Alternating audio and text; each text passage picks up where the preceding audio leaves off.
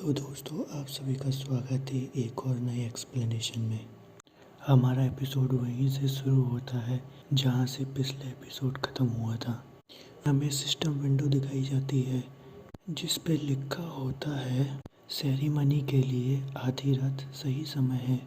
Processing time कम से कम 1 घंटे का होना चाहिए। इस प्रोसेस में 2 फैक्टरों की आवश्यकता होती है, फायर और ब्लड। इसके बाद सिस्टम बोलती है, अंत में इस शब्द को जोर से बोलो, फैंग क्विंग डी मू यू री इर ही क्विंग।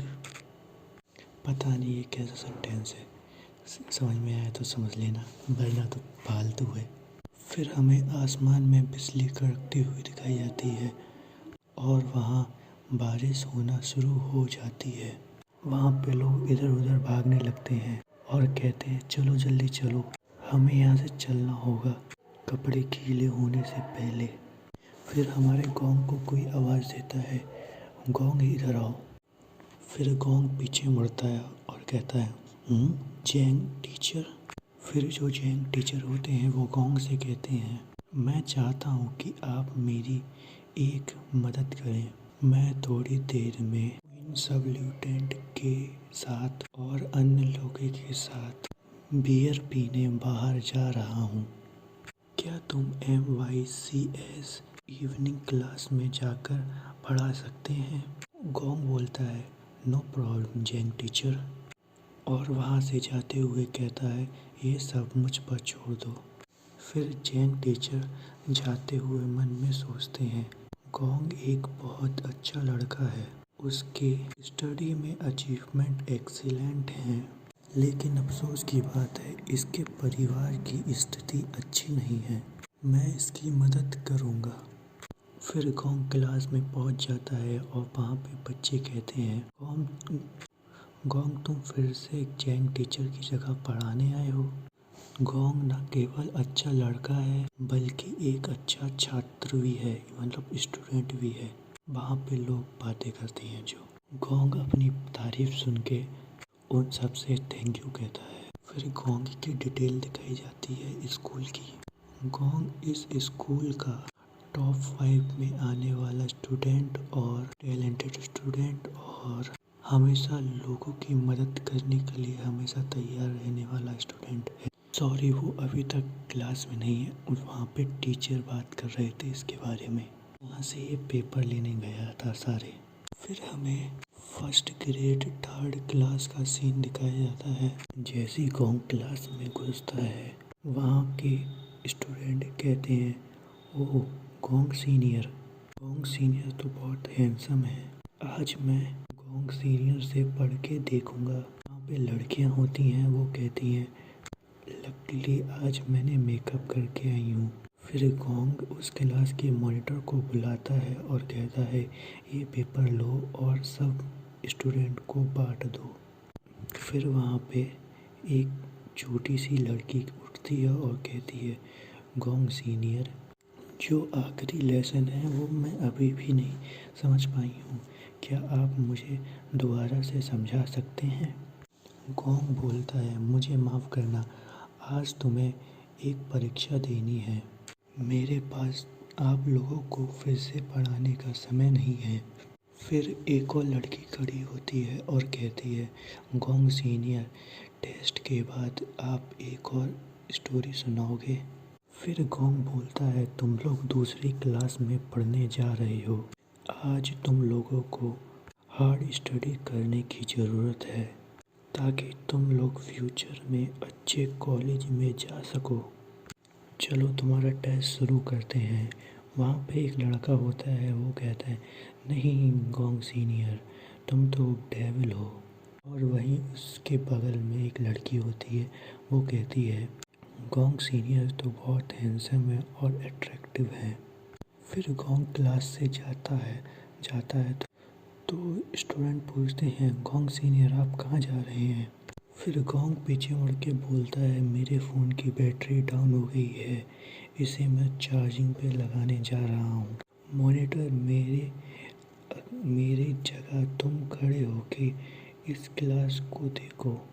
फिर वह मॉनिटर बोलती है, कोई बात नहीं गोंग टीचर, आप चिंता मत करो। गोंग एक गली से जाते हुए कहता है, मुझे लग रहा है कि यह सड़क एक डिग्रेशन की ओर जा रही है। डिग्रेशन मतलब गिरावट की ओर। मुझे समझ तो नहीं आया इस यहाँ पे इसका मतलब क्या है। मतलब गिरावट की ओर सड़क जा रही है। चलो छोड़ो, आगे बढ़ते हैं। फिर गोंग को पीछे से एक लड़की यानी कि एक औरत आवाज़ देती है, गोंग क्या मुझे कक्षा छोड़ने के चक्कर में पकड़ लिया? गोंग यह सब अपने मन में सोचता है। फिर गोंग पीछे मुड़ के देखता है तो कहता है, मॉम आप यहाँ क्या कर रही हो?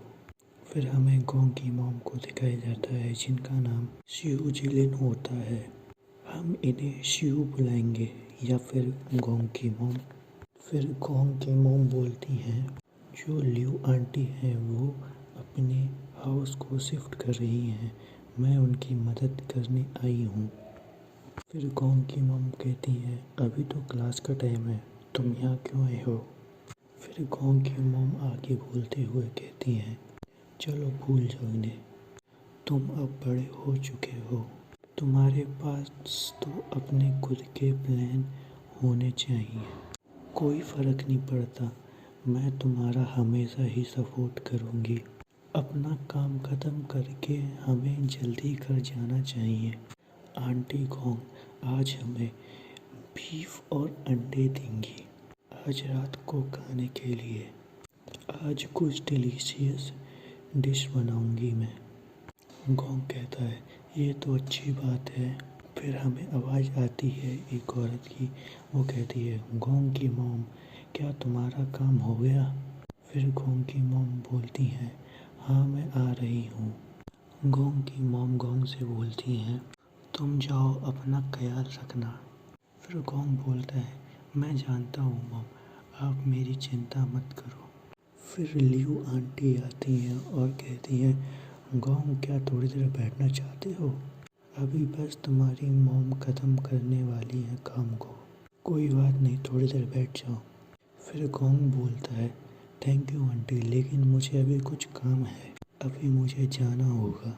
फिर गोंग की आंटी बोलती हैं मन में, कितना अच्छा लड़का है और कितना साहसी है, लेकिन कितनी अफसोस की बात है कि वह इस फॉरगेटेड लैंड में पैदा हुआ है।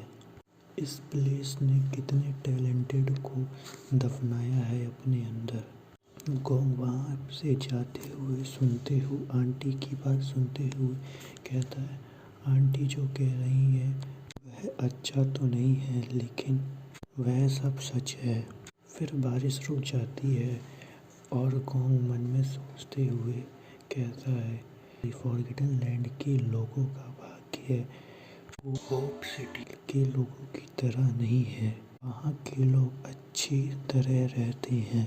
मैं अपने आप इस रियलिटी को नहीं बदल सकता, लेकिन मुझे इस फॉरगेटन लैंड में रहते हुए भी मुझे मेरे जीवन को बेहतर बनाने का कोई ना कोई रास्ता मिल ही जाएगा।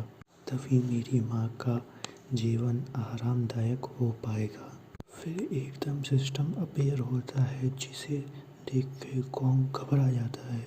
फिर सिस्टम बोलता है, सत्ता के लालच में मेजबानों के विश्वास को महसूस करो और एक दोस्ताना स्थापित करो।